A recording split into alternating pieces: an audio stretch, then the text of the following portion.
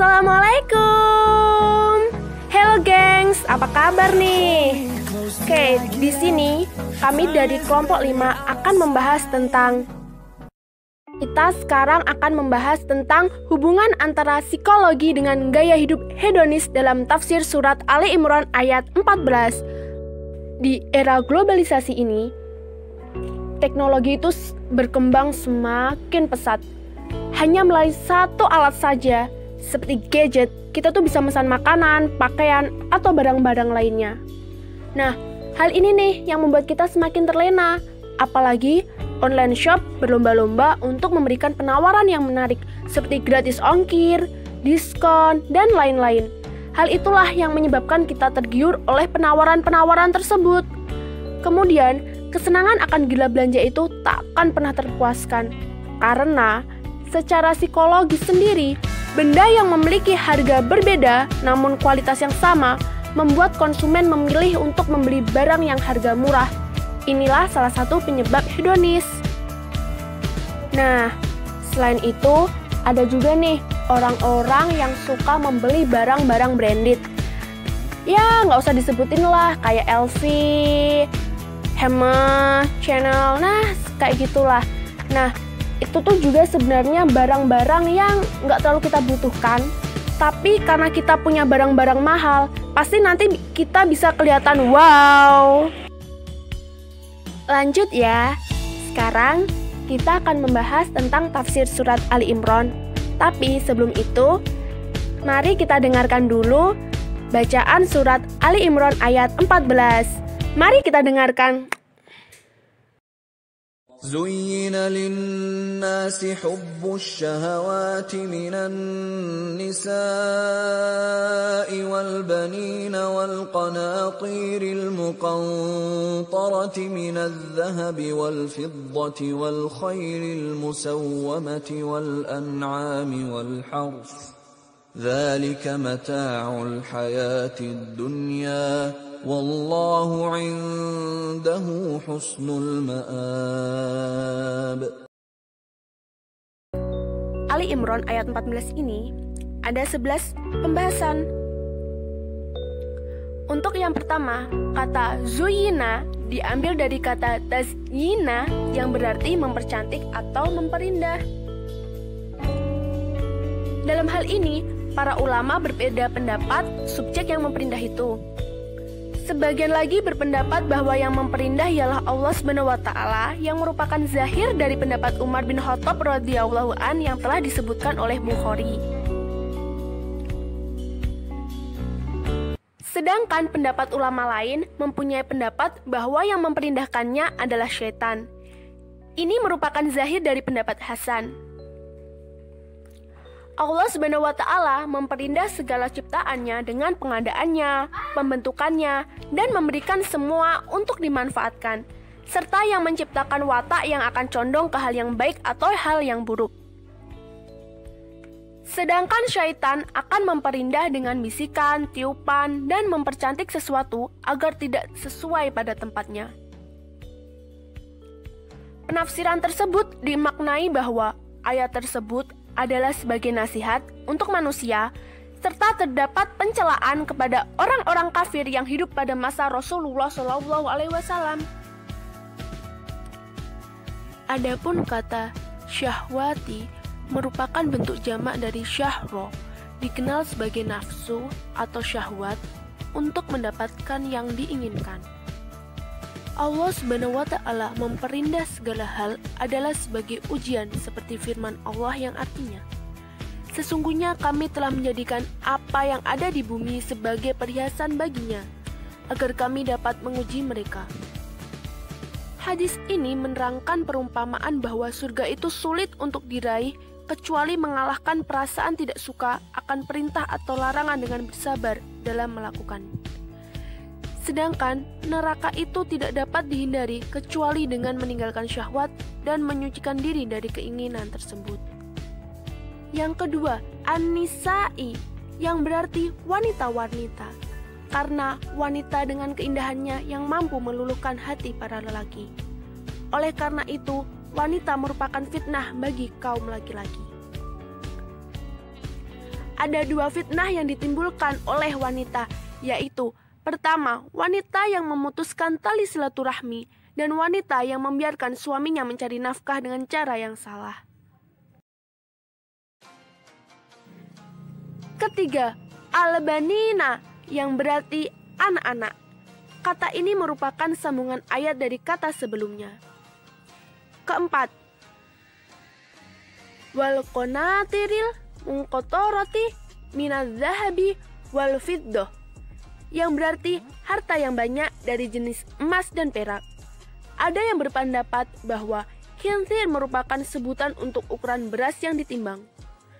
Namun, dalam surat ini diartikan sebagai harta yang melimpah. Kelima, minadz zahabi wal fiddah, berarti dari jenis emas dan perak. Keenam, wal khayli, berarti kuda. Ketujuh, al-musawwamati, berarti pilihan. Yang dimaksud bahwa kuda-kuda yang diternakan atau dipelihara adalah kuda pilihan. Ibnu Zaid juga berpendapat arti kata tersebut ialah kuda yang dipersiapkan untuk berjihad. Kedelapan, al-an'ami, yang berarti binatang-binatang ternak. Kesembilan, war harthi, yang berarti sawah dan ladang. Pada ayat ini dijadikan sebutan untuk hal-hal yang berkaitan dengan pertanian atau hal yang ditanam, dari biji-bijian ataupun sayuran. Pada intinya, para ulama sepakat ada 4 jenis harta yang disebut Allah Subhanahu wa Ta'ala, yaitu yang pertama, emas dan perak. Yang kedua, kuda pilihan untuk ditransaksikan oleh para penguasa. Yang ketiga, ada hewan ternak yang ditransaksikan oleh penduduk kota. Dan yang terakhir, sawah dan ladang yang ditransaksikan oleh orang-orang di pedesaan. Ke-10, dzalika mata'ul hayati az-dunya, yang berarti itulah kesenangan hidup di dunia. Ke-11 kata wallahu indahul husnul ma'ab, yang berarti dan di sisi Allah lah tempat kembali yang baik. Maknanya adalah mengikis rasa ingin memiliki kesenangan dunia, karena segala sesuatu di dunia adalah fana. Dan berlomba-lombalah dalam urusan akhirat, dan hanya Allah lah sebaik-baiknya tempat kembali. Dan menurut Al-Quran yang diambil dari jurnal literasi perihal harta, bahwa definisi harta tidaklah hanya soal memenuhi kebutuhan kehidupan saja, namun dapat digunakan untuk hal-hal yang lebih bermanfaat untuk kebaikan orang lain, atau juga disalurkan untuk berjihad di jalan Allah. Karena menurut kami, harta dapat menjadi nikmat atau laknat bagi hambanya. Tafsir Al-Qurtubi yang telah kita rangkum, bahwa tafsir tersebut ialah Allah Ta'ala menyampaikan bahwasanya Dia telah menghiasi hidup manusia sebagai ujian bagi mereka dengan kecintaan pada kesenangan-kesenangan duniawi, seperti wanita, anak laki-laki, harta yang banyak dan berlimpah berupa emas dan perak, kuda yang bertanda lagi bagus, binatang ternak berupa unta, sapi dan kambing, dan pertanian.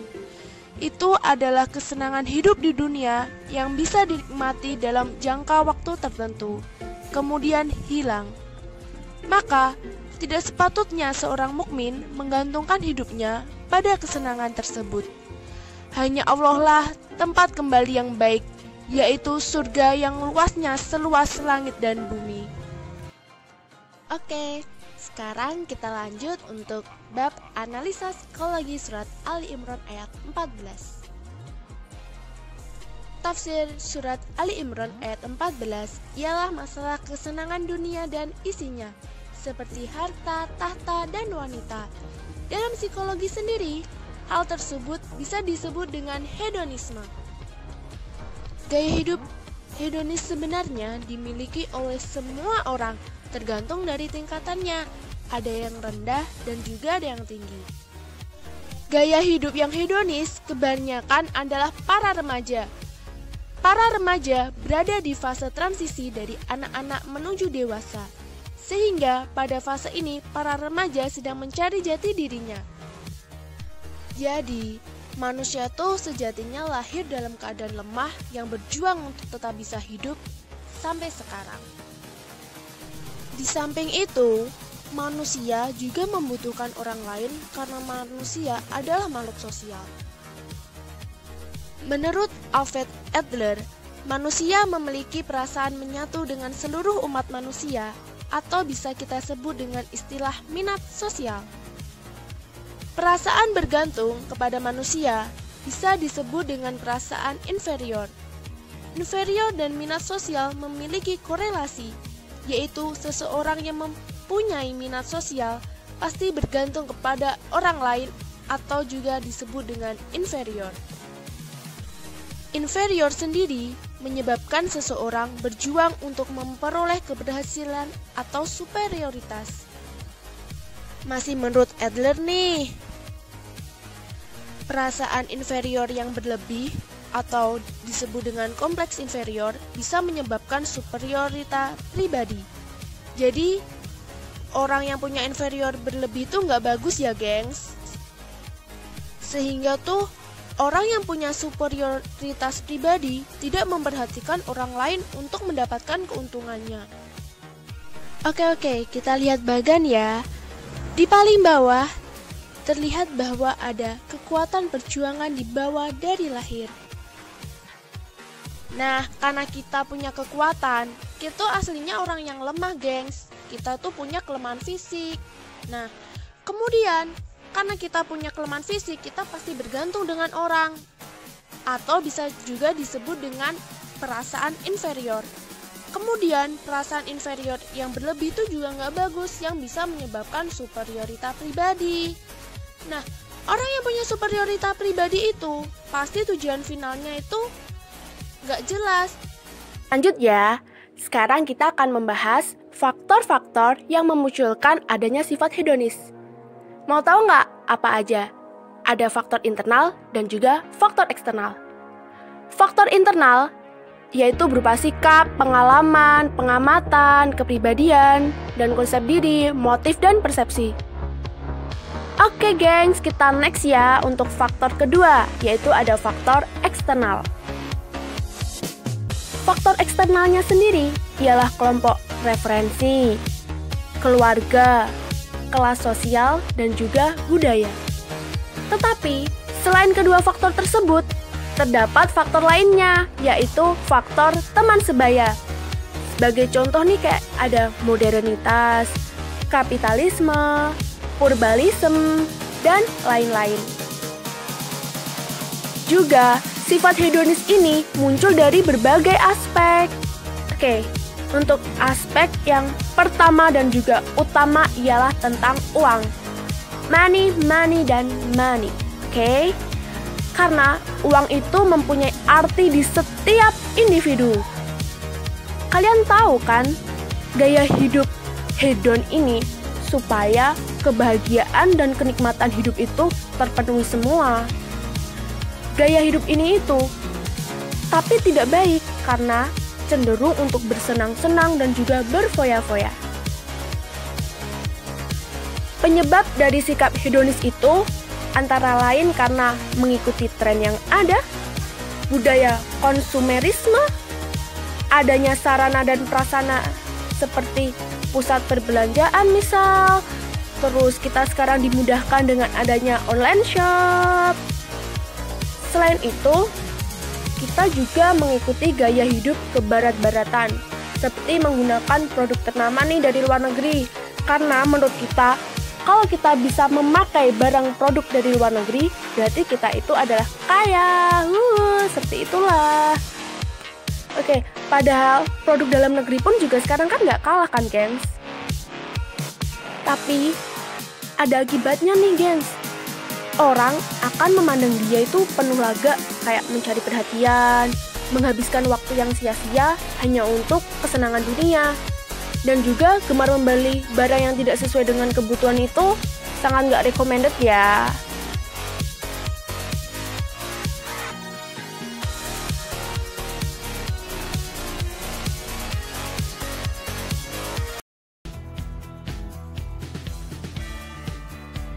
Dari tadi tuh kita udah bahas tentang tafsir, udah tentang analisis psikologi juga udah. Nah, sekarang solusi nih, gengs.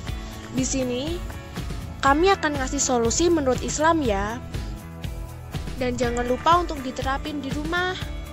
Jangan cuma di rumah sih, dimanapun pokoknya.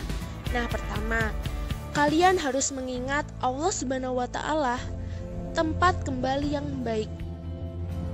Karena segala sesuatu yang ada di dunia itu hanyalah titipan Allah yang akan dihisab bagaimana manusia memanfaatkannya. Dan kita harus yakin pada hari akhir dan semua yang ada di dunia akan hancur, dan ada baiknya harta yang kita miliki untuk dibagikan kepada sesama yang lebih membutuhkan. Thanks for watching. Wassalamualaikum warahmatullahi wabarakatuh. Bye-bye.